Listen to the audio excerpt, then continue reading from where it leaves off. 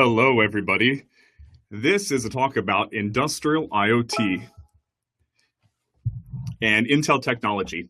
My name is Daniel Holmlund. I am a developer advocate here at Intel in their IoT department, and I wanted to welcome you to this talk.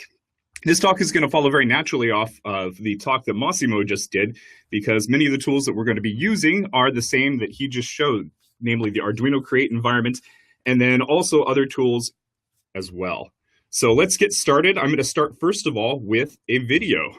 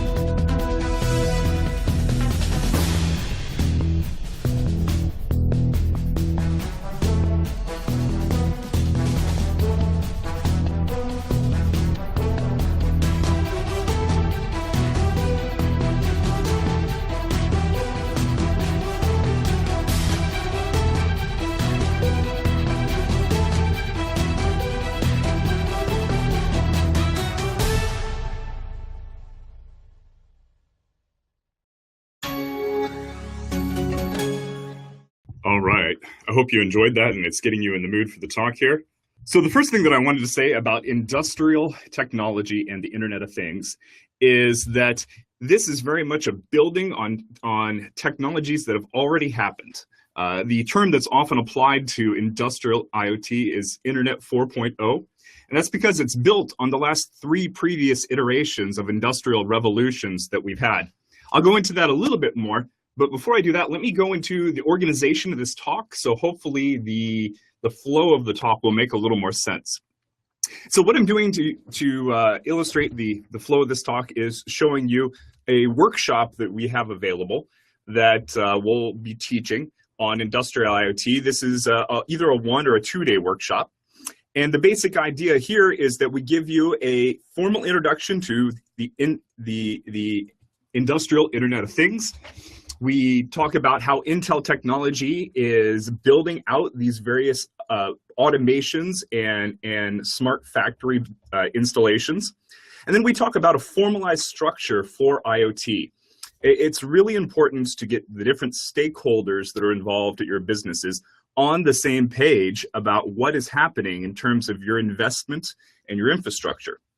Because IoT in the industrial setting is a big investment. And it does take not only the cooperation of business, of product managers, of developers, of on-site operations, but it really takes the entire business. And so understanding it from a stakeholder perspective is extremely critical if you're going to implement Industry 4.0 technologies in your business. And then we're going to break it down, since this is a hands-on workshop and a hands-on talk. We're going to talk very particularly about the different areas that a functional diagram of an industrial IoT installation would have. And so that you might think of this as looking at it from a system architect's point of view or a computer architect's point of view. And the 4 areas that we break it down into, 5 actually. First of all, there's the business plane, and I have a slide on that. But then going into the actual functionality and the usage models, we have the control plane. And the control plane involves physical sensors and actuators. How do you actually gather data at your site? Communications protocols. How do you communicate that data out and make it useful, not just at the immediate site, but maybe at a factory-wide level? or maybe at a multi-factory wide level. So after that, we're going to talk a little bit about operations. There's virtualization and consolidation. Can you take the existing equipment in your factory and replace it with more cost-effective, higher operating equipment? And so that's, of course, one of Intel's big selling points is that we sell servers anywhere from, Atom up to Core, up to Xeon.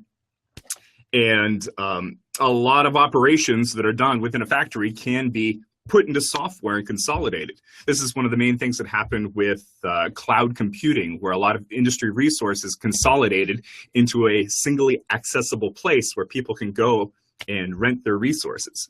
So virtualization and consolidation, and then of course IoT security, and I would also include remote management in this area. We'll be including a section on that soon, although it's not quite written yet.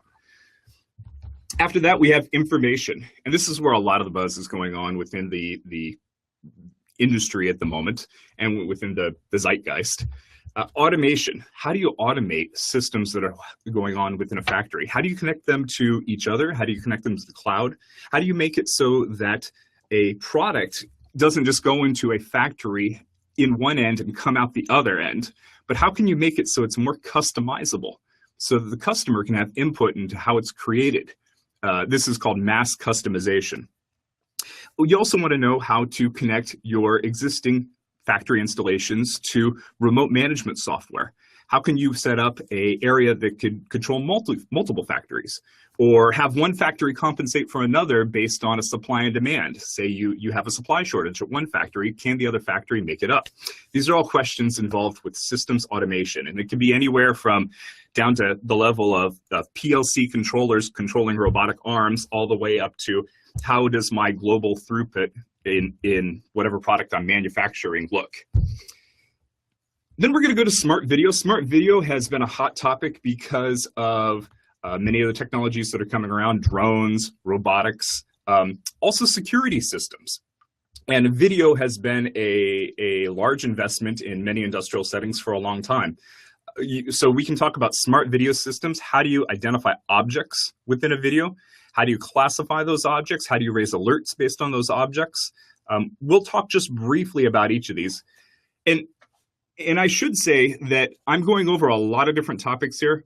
In this 1 hour talk, we're only going to touch, one slide per topic. It's not going to be a deep dive. It's going to be more of an overview so that you can get an understanding of it. And then going into information, I would also include machine intelligence or artificial intelligence in this area. That could either be information or application, but we'll talk about that more when we start to talk about data and data processing. So in this lab, we're using two different bits of hardware. Of course, the up-squared board that Massimo had recently talked about in the keynote, but we're also going to be using a Core i7 NUC. And the reason why we have two devices here is to illustrate or to underscore the fact that Intel has a variety of hardware that can be used. And we're not going to bring all of that hardware to every workshop, but we're going to bring at least a sampling of that. So we have the up-squared board, which is based on newer Intel processors and is capable of attaching directly to sensor input and GPIOs. You can also program it directly from the Arduino Create environment, like Massimo showed. The NUCs also are capable of connecting to the Arduino Create environment. In the scenario of the NUC, it may not be that you're collecting sensor data and communicating it, but maybe this is an aggregation point. In a factory, oftentimes there are many different protocols being used, some of them being older serial protocols that date back to the 1960s and 1970s. And there are many proprietary serial protocols that are going on. Industry 4.0 factory needs points, gateway points, where those protocols can be aggregated and converted into something which can be more generally communicated around in the factory.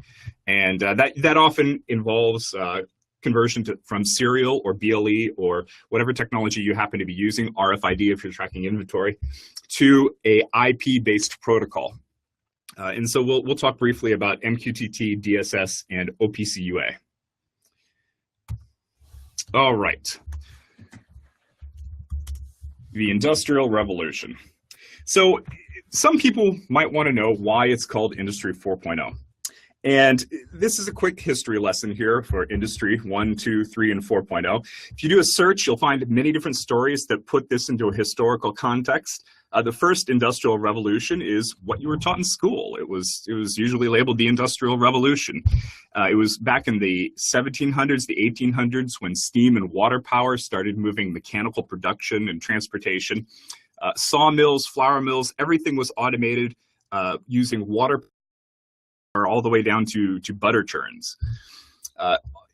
Technologies started appearing that would automate work. And the interesting thing was that most of these technologies were driven from natural renewable resources. They were also, unfortunately, constrained to where those naturally occurring resources were. So sawmills were in the forest next to a river because they used a water wheel in order to provide their locomotion. After that, the second industrial revolution really saw the beginning of new chemical-based methods of production. Instead of being next to a river and using hydraulic potential energy, you could transport coal, oil, different chemical fuels in order to change the location of your production to a location of your choice. So methods of transporting energy and products became more abundant, and that fostered the growth of trains, of the iron horse, the train. This revolution saw an increase in production of steel because it was needed for a lot of transportation in particular. And it also saw an increase in, interestingly enough, banking techniques. So there needed to be ways of funding these things across larger distances. So banks started to develop new techniques for funding larger projects. Here is also where we'll see the assembly line with Ford and his automatic creation of parts that go into a factory and workers that assemble them step by step, and creating a large throughput increase in the amount of products that can be made. Of course, there was no mass customization at this point. Noted as saying that, a customer can have any color car they want as long as it's black. And the third industrial revolution was when the microprocessor came around.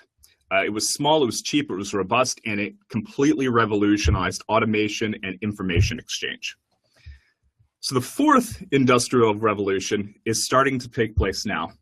And this includes many emerging technologies that enable wireless interconnections among things, industrial equipment, but also things such as people and home environments. We're seeing a lot of Industry 4.0 and IoT in general go there.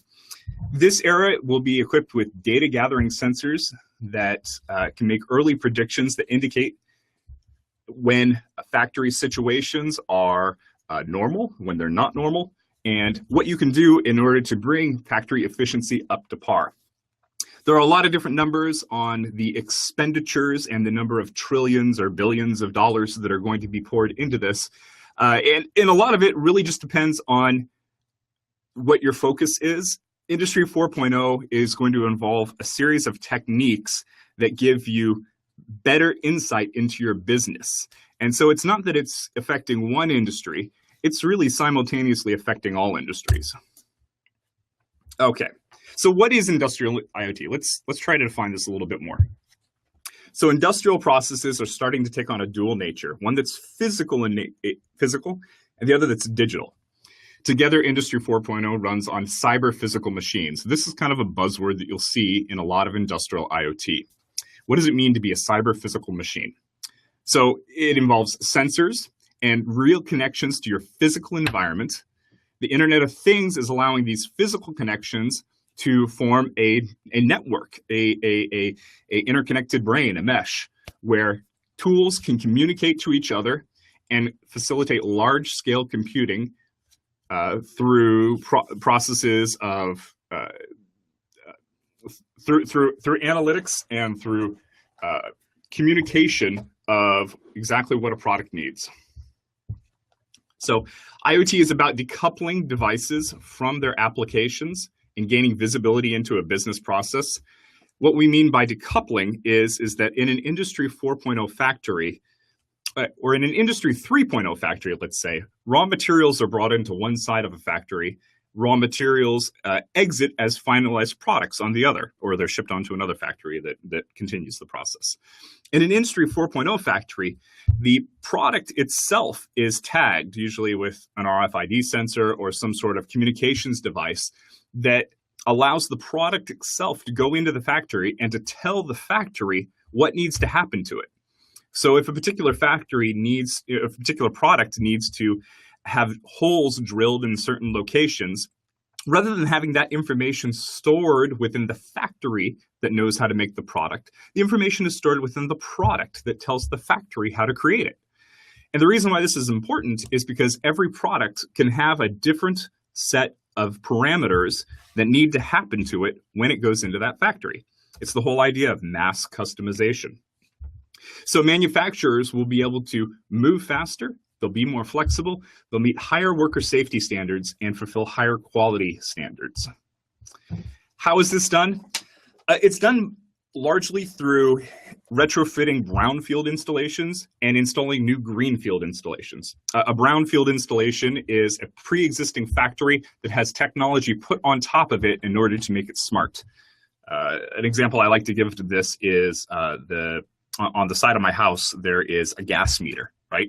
And PG&E, or in my case, Northwest Gas, comes by and they'll check my meter once a week in order to see what it says. Well, a couple of years ago, they came by and stuck a radio on top of my gas meter that's capable of seeing what the gas meter says and transmitting that wirelessly to a truck, which comes by about once a month now. And so rather than having a person get out and look at that, they can have that information transmitted directly to the truck. So that's the process of a brownfield installation. It's making an existing installation smarter so that you can gather your materials in a more timely fashion and expose your workers to less danger. The other side is greenfield installations, and these are brand new installations that are internet and IoT enabled from the beginning. The other important point here is you need to work through industrial consortiums and open source industry standards. Agreeing on a lot of these standards is a large part of Industry 4.0, because rather than each industry coming up with its own standards, which is currently what we have, the healthcare industry is entirely different than the retail industry, which is entirely different than the oil industry. They all have their own protocols, consortiums, unions, etc. A lot of this is going to be, how can we take things such as security, communications, how can we take a remote management? These are all things that no matter what vertical industry you're in, you need. So how can we make those standardized so that we can build on top of it faster? All right. I'm going to, my first idea for this talk was literally to go through and say, what if all technological progress was destroyed? What if you were in a post-apocalyptic era, you were the Omega Man, you're carrying the Book of Eli, and how would you begin to create a new technological society? And I started to prepare that talk. How would you create a new technological society, and how could Intel help? Was going to be the talk. I started that and realized it really quickly got into a lot of very fun discussions, but it maybe didn't exactly put the point on pre-existing processes that we have. So what I'm going to do here is I'm going to go through a single pre-existing process. This is the process of steel making. And the reason why I chose this is because it's very industrial.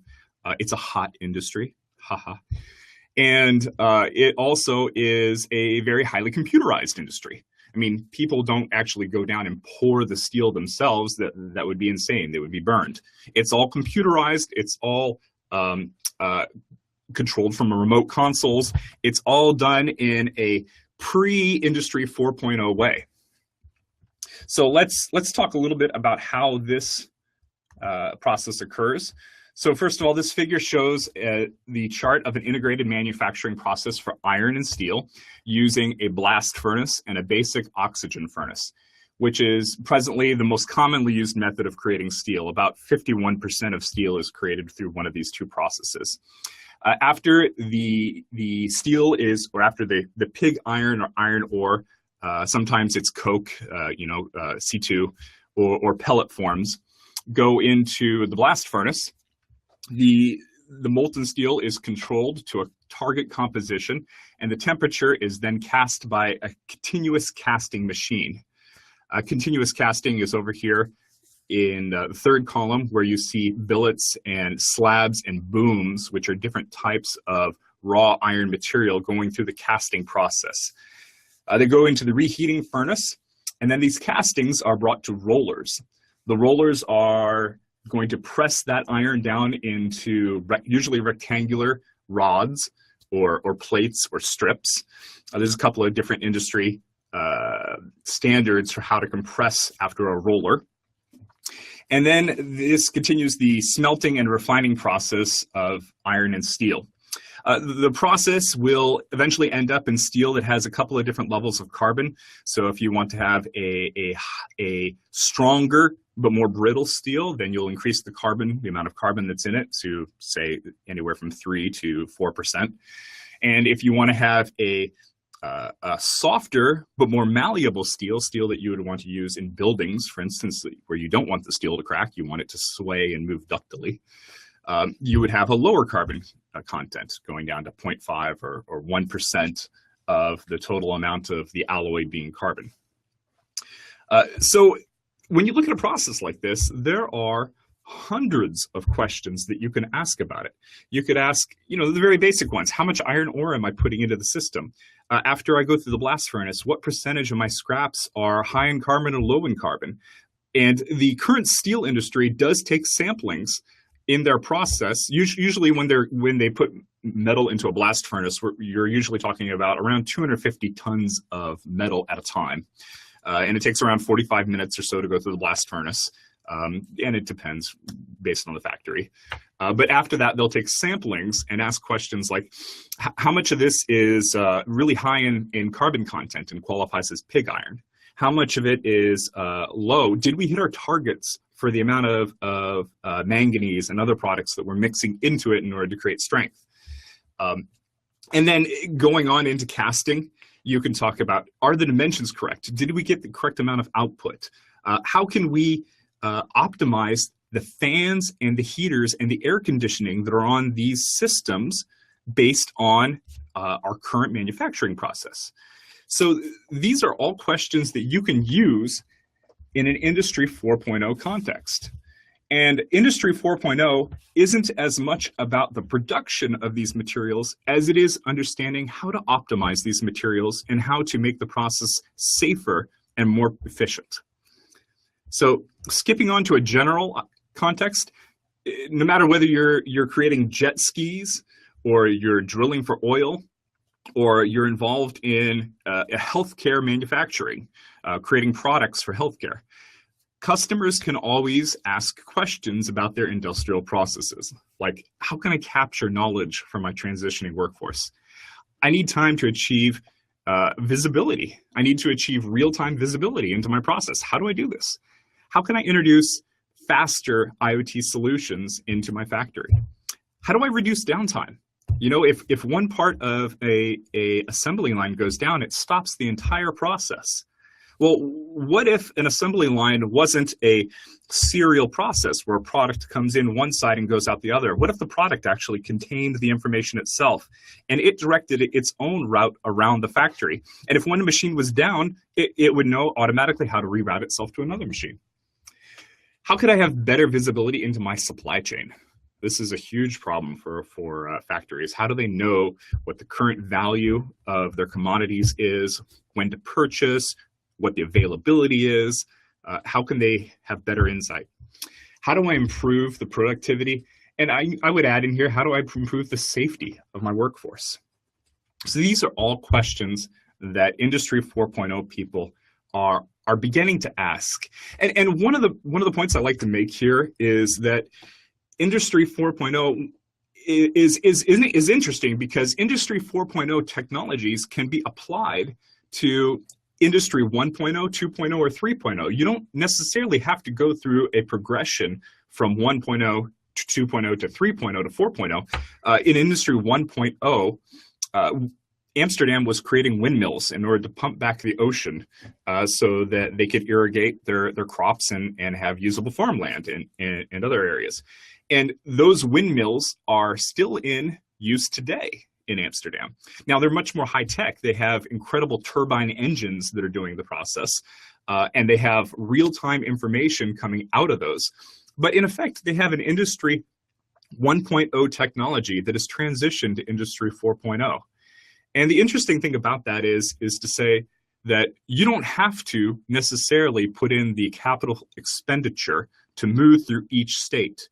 You as a business have to determine what's best in terms of your own capital expenditure, in terms of your own investment into your business. And there isn't a straight path to Industry 4.0. It's how can you ask questions about your business better. So just to give you a few headlines to help you understand the scope of Industry 4.0 and what types of operations are considered Industry 4.0. These are case studies that I pulled directly off software.intel.com. And these case studies show where Intel worked with a third party, a manufacturer, in order to create a solution that fit them. So here in this case, we have Altix and Intel working together in order to make a smart building system. Altix also had a steel plant, and through putting sensors on the steel plant, and particularly on their cooled air condensers, these cooled air condensers take a huge amount of energy. And by understanding when they should be on and when they shouldn't be on better, we were able to bring down their energy consumption by almost 18%, which is a huge amount of the bottom line, or the top line cut off. It's a huge amount of expenditure cut off. I'm not going to read through all of these here. They are in the slides. Suffice it to say that some of these solutions involve asset monitoring with AI. Some of them involve real-time tracking of occupancy in order to cut down on HVAC and heating and cooling costs. Some of them have to do with agricultural operations. How can you gain efficiencies in planting and growing of crops? And some of them actually have to do with telcos. So telcos deploy a huge amount of networking equipment, obviously, throughout the United States. Cell phone towers are everywhere. And if you can track down the effectiveness of the locations of these cell phones and a myriad of other industry details, you can begin to optimize those. So I have a quote here from Matthew Wells, who is a product general manager for automation at GE Digital. He made the statement that while manufacturers have long had access to data collected on the plant floor, it's typically been locked away in proprietary manufacturing software silos, restricting their ability to leverage it for decision making, according to Matt Wells. That changes with IoT, which makes it far easier to collect and manage large amounts of manufacturing data, not just in a single factory, but across multiple production sites through the cloud. When paired with analytics, companies will gain better insights, allowing them to optimize plant operations, reduce quality defects, and to perform preventative maintenance. So, how do you go from A to B? Let's take a view from the data plane. A system architect would call this a data plane view, and that is you have an existing factory. From a data perspective, what does it look like to move from a brownfield installation to a modern Industry 4.0 installation? And the bottom layer here is the sensor network. Understanding and gathering information about your current environment is the first step to understanding it. It's the first step in the scientific process. You have to observe what's going on. And so the sensor framework is of key importance when you're beginning to start to talk about Industry 4.0 processes. After that, you need a unified data access layer. So once the sensor data is collected, how do you access it? Can you access data from more than one machine, from more than one site? We're going to be talking, this area talks about database access, time series-based databases, big data databases, perhaps cloud databases if you're talking about a multiple site installation.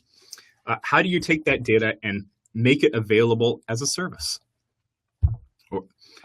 Next, once you have that data available, the first thing that we want to do as people usually is to create charts and graphs, to create ways of visualizing that data so that our very visual senses can understand it.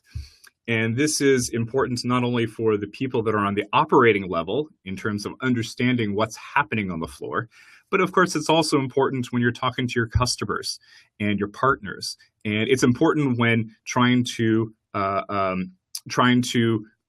come up with a project that you need to convince management of. It's important for communication both up and down the chain throughout the verticals and horizontals.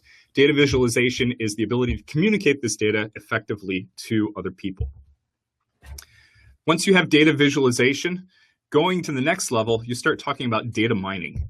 So this is where a data scientist will come into the picture. Data scientists, I've heard people say, are the new computer scientists. You know, they're a very hot trending topic right now.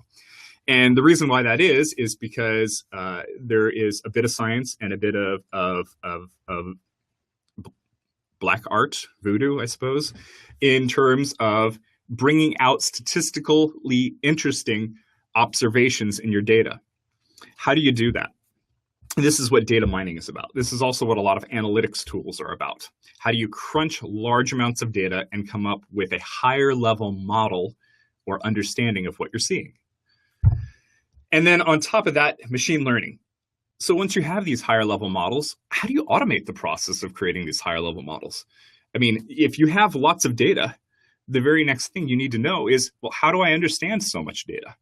Machine learning is the art and science of taking data and coming up with automated ways of structuring it into higher level conceptual ideas. And so machine learning is very popular right now. Once you have machine learning, you can not only conceptualize what your current state is, but what your future state is going to be.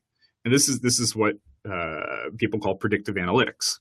So predictive analytics is the idea that, let's say I have a piece of capital equipment, a engine that is running, and the engine develops a slight vibration. Well, that vibration is probably indicative of something not being quite right within the engine. But maybe it isn't. Maybe it's part of the normal operation of the engine. How do you tell the difference between the two? How do you note that, you know, maybe a vibration happens at specific timing intervals? Maybe it's happening every 20 seconds. What do you make of that? So machine learning will give you insight into data that you're collecting and data that you've mined and come up with automated ways of presenting that material. This is one of the holy grails of Industry 4.0. How can I get better insight into my data? In fact, I would go so far as to say Industry 4.0 is about creating new and existing and retrofitting existing infrastructure so that you have a higher level model, conceptual model of what's going on. It's a way of creating visibility into your product, into your customer, into your business process. All right, so multiple stakeholders. Any Industry 4.0 installation is going to be a huge expenditure. It's going to require people at all different levels of the organization. And so it's important to understand the process from different points of view. The business point of view, how does this impact the business? There's a quote from Dr. John Lund, who is a communications researcher and author. He held a seminar on communication where he gave some amazing yet simple advice on how to communicate with others. He said, "Don't communicate to be understood. Rather, communicate so as to not be misunderstood." And that's why you need to look at the installation from multiple points of view, not only to get the business tie-in, but also to get the usage tie-in. So the people involved in usage are going to be project managers. The usage viewpoint addresses concerns expected with using the systems, typically represented by a sequence of activity diagrams or humans interacting with machines. The stakeholders here usually consist of system engineers, product managers, other stakeholders throughout the company, including those that are involved in the specification and the functional development of the IoT system. The functional viewpoint here relates to what the system does and its purpose in its actions. So the system structure and its interrelation to the interfaces and interactions between them. These are of particular interest to system architects, the component software manufacturers, SIs, and different system integrators, as well as the people who manage the installation after it's been installed. So the people who are at the ops center. And then the implementation viewpoint, this is where the majority of the two-day workshop actually concentrates itself. The presentations are all focused on the functional model. What should the system do and why should it do it? And then, but that's about a quarter of the time. And then the other 3/4 of the time is actually involved in implementation. So how do you take these functional specifications and turn them into something that can be implemented? Okay. And from the functional viewpoint, like I mentioned before, this goes back to that table of contents I showed at the very beginning of the talk. It can be decomposed into a couple of different key areas or domains, as a lot of software architects would call them. So there's the control domain. The control domain are areas such as software, sensors, being able to perform automatic actions based on those sensors, and then also taking those automatic actions and creating data structures around them that represent the action themselves. So if I have a temperature sensor, I might want to model that temperature sensor in terms of a temperature sensor ID that identifies where the data came from, a value that indicates what the data is, and a timestamp that indicates when the particular data sample was taken. And this goes on for all the different machines that you might have, from torch drills to cutting saws to jet engines. They all have information that's thrown off that needs to be put in some sort of structured data format. And so this data needs to be modeled. The next area is the operations domain. So the operations domain is involved in the day-to-day operation of the system. How do you do software deployments to the system? Industry 4.0 is going to radically change a lot of the ways in which software is maintained at a factory.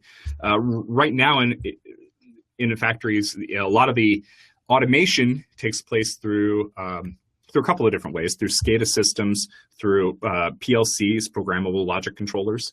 And one of the reasons why these are preferred in a lot of cases to a larger computer system is that although they're expensive, although they tend to be proprietary, they also don't have added complexity necessarily. They're much simpler than a computer. A PLC, a programmable logic controller, is a series of programmable or and not gates. And you use something like Ladderworks or Rockwell Automation software in order to program it. And it's considerably less complex than a full computer system. And of course, complexity is the enemy of security and of resiliency and reliability. And so a lot of times these more expensive methods of maintaining factory communications are preferred to something that could consolidate a lot of these systems. A single Xeon server can consolidate, potentially hundreds of PLCs into a single area. And so there's a cost savings there, but there's also a retraining of the people that are working within the operations domain. The information domain. So this is gathering and transforming, modeling data that comes from your sensors in order to acquire a higher level idea of what's going on. So this is where a lot of analytics might take place. This is where machine learning will take place. A lot of higher level sensor information, such as smart video. You might consider a smart camera to simply be a sensor that provides a very high level concept of the physical environments around them. After the information domain, you have the application domain. What sort of business programs can I run on top of this new data infrastructure that I've created? And I'll show a slide on that later, so I won't go into it too much here. And then, of course, the business domain. How does it impact efficiency? How does it impact my liabilities? How does it impact my ROI? How does it impact my, my bottom line, my net revenue, my growth? how does it affect the landscape of my competitiveness? And so I'm going to do one slide on each of these topics really quickly, going back to the sensors. So Intel, and I know you've seen this in other presentations as well, and for those of you who have been around Intel talks for the last 2-3 years, you've seen a lot of the MRAW library. The MRAW library is an open source library. It's licensed under the MIT license. That was originally started by Intel, but now we have a lot of different contributors to it. Honeywell is contributing to it. I don't have the list in front of me, but different industries are beginning to contribute to MRAW. I believe, I won't say it if I'm not sure. But anyway, not only are different industrial manufacturers contributing to this, but also the open source community is contributing to it. So we received a port of this library to the Raspberry Pi, the Banana Pi, the BeagleBone Black. What this library is it is a software abstraction of inputs and outputs. So it's a sensor library that is written in such a way that if you write to the APIs of MRAW, you will have a program that is capable of being compiled for multiple different boards. So it's an abstraction layer in between the hardware that you're on and the sensors that you're using.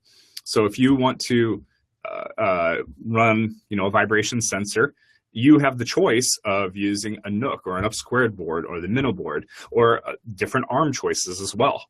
The portability of your code is up-leveled, and this makes it easier. And it's especially great for a lot of people that are in the ARM area that aren't used to being able to take a piece of code and run it on different types of boards.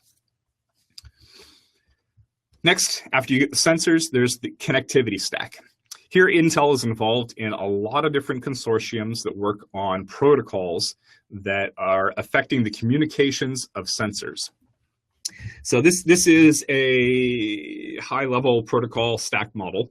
Some of the things to call out here are the wireless 2G, 3G, LTE, and I would include 5G in there as well. TSN, so timing sensitive networks. How can you communicate over the wire in such a way that it is predictable and reliable? Much like a real-time OS has certain intervals at which operations occur, how can you make a similar sort of abstraction occur on a predictable schedule over a network? And then built up on the next level is really the Internet of Things, the IP protocol, the TCP, UDP protocols that underlie everything that goes on the network today. And then on top of that, the application level protocols, including MQTT, which is used heavily within a lot of cloud manufacturers, cloud providers. CoAP is heavily used. OPC-UA. OPC-UA is a high-level protocol that allows a system, a product perhaps, to say, I need to have access to a drill. Are there any drills available? Can you drill these sort of specifications? So it's a way for sensors to communicate to each other, and not only sensors, but you can grab information like weather data, or it's a structured communication protocol that is heavily used, particularly in a lot of Europe, but also over here in the US. I'm surprised. Oh, DDS. So DDS is a very interesting protocol that has a lot of quality of service knobs you can tweak. It's a data-centric protocol, which means that the data itself describes how it moves through the system. It's also a pub-sub-based protocol. And so it's very scalable in terms of being able to communicate to different parts of the factory without having to go through a centralized server. And then on top of these, you build all your industrial products: energy sector, health sector, transportation, manufacturing, and apparently a blank green block. Okay. After protocols, there's a little bit about automation. So automation is beginning to happen more and more with artificial neural networks. This is the area that's most concerned in machine learning and deep learning. So I'll mention that, but I'm not going to talk very much about it. Distributed control systems. This is what occurs in many, many factories today. And the distributed control systems are often built up from the lower two pieces, the human-machine interface and the programmable logic controllers. And I would also include on here SCADA, which is the supervisory control and data acquisition system. So a SCADA system is a control system architecture that uses computers networked basically into a high-level hierarchy of programmable logic controllers and other machines that coordinate activity inside a factory. Distributed control systems are used anywhere from the energy sector to the military sector to lots of industrial verticals. So yeah, automation. And then of course, security. Intel has a strong story here. Intel security is of course rooted all the way down into the hardware. When we talk about silicon, we are involved in consortiums for the creation of, for instance, the TPM, the Trusted Platform Module, which allows you to do hardware-based security on a silicon level.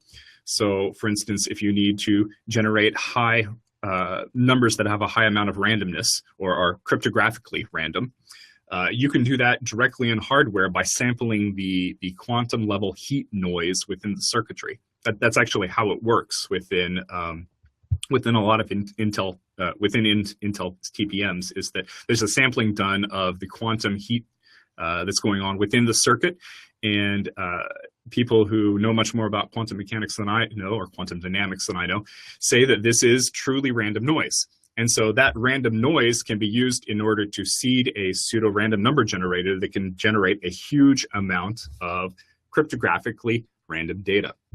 And then that's used as the basis for identity protection, for hardware integrity, for storing secure secrets, for making sure that the basic building blocks of cryptography and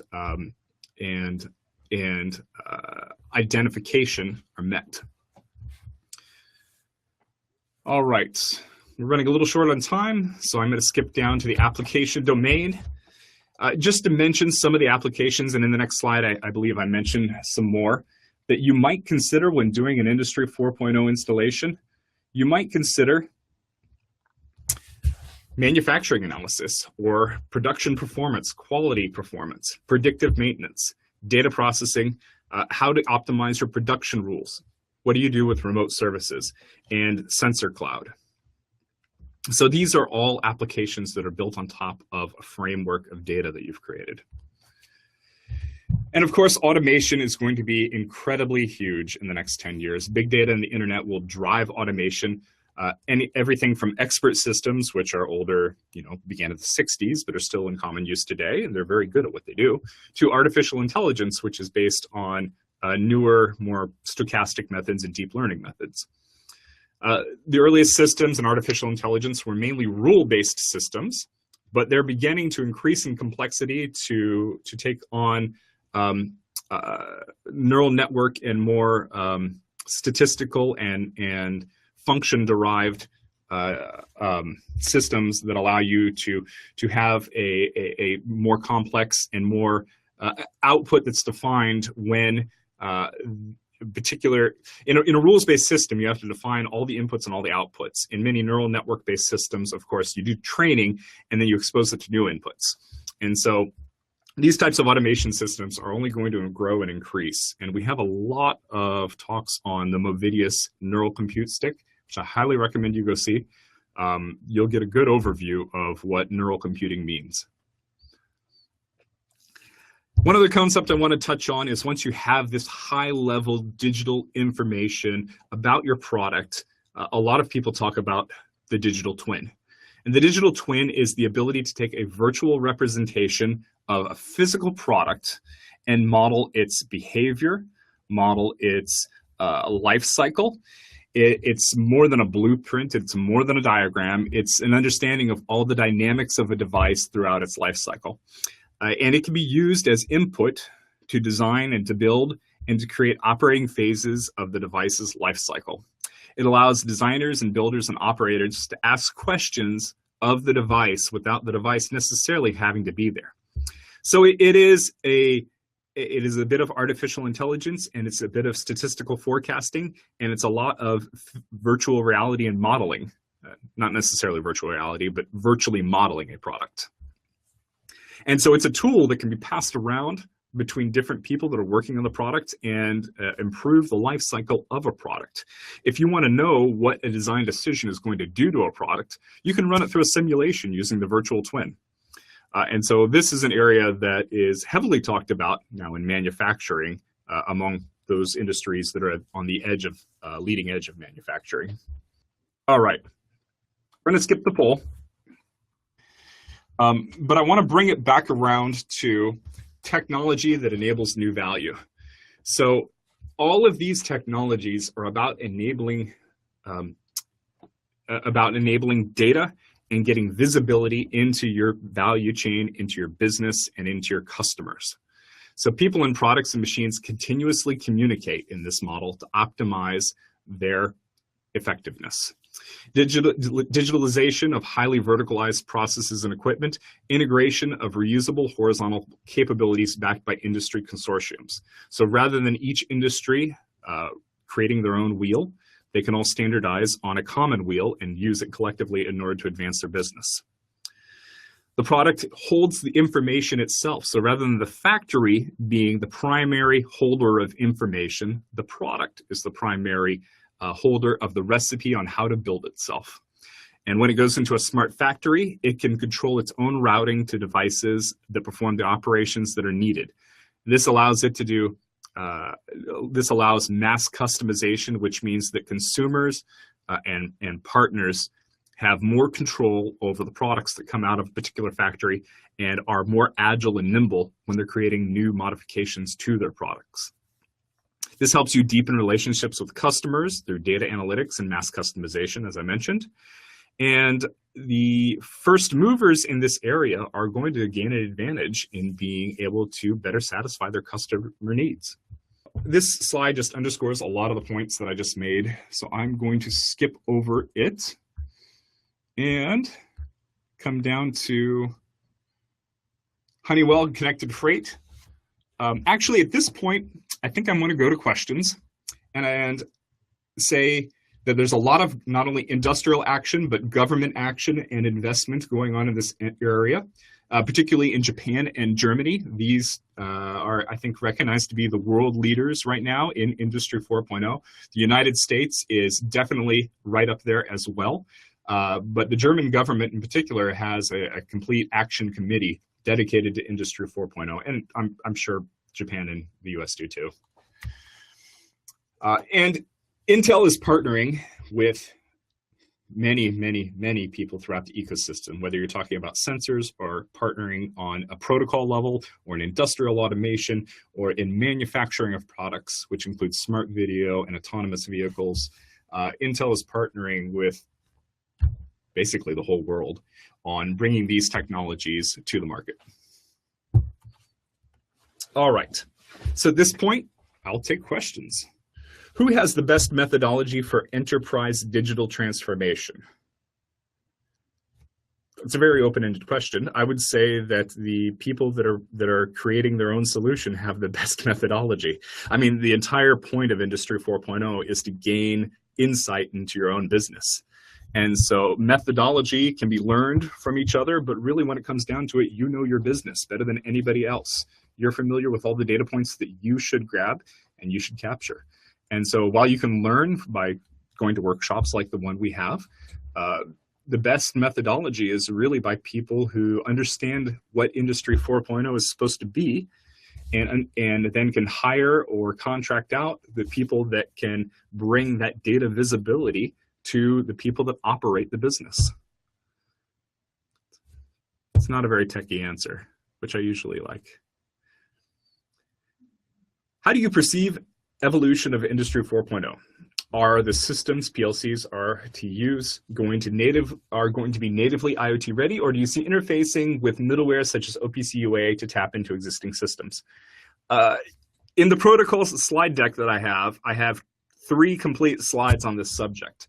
And basically, if let's put it like this: if you have many different PLCs all communicating to each other simultaneously, you run into a classic networking problem, a scalability problem. As the number of devices that are communicating to each other go up, the number of different communication potentials goes up exponentially, order n squared. So not only does the number of communication potentials go up, but the number of protocols goes up exponentially because many different systems use different protocols.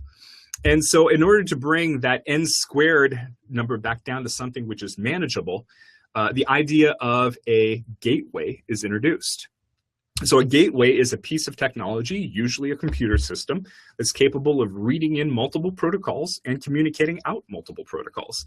And so these points of contact are going to bring the infrastructure complexity down. And in the slide, I actually go through the math and show that the order n squared can be reduced down to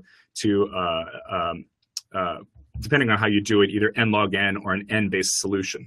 So gateways are key in that we don't necessarily want every single piece of equipment to communicate to each other.